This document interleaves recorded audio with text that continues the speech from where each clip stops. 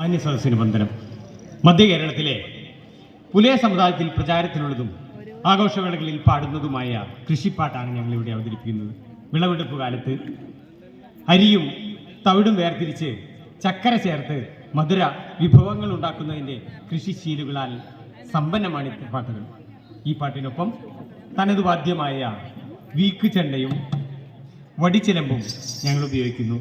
നാടൻ പാട്ടിനെ സ്നേഹിക്കുന്നവർക്ക് ആയി സമർപ്പിക്കുന്ന ഈ പാട്ടിന് എല്ലാവിധ അനുഗ്രഹങ്ങളും ഉണ്ടാകണമെന്ന് അഭ്യർത്ഥിച്ചുകൊണ്ട് തുടങ്ങട്ടെ.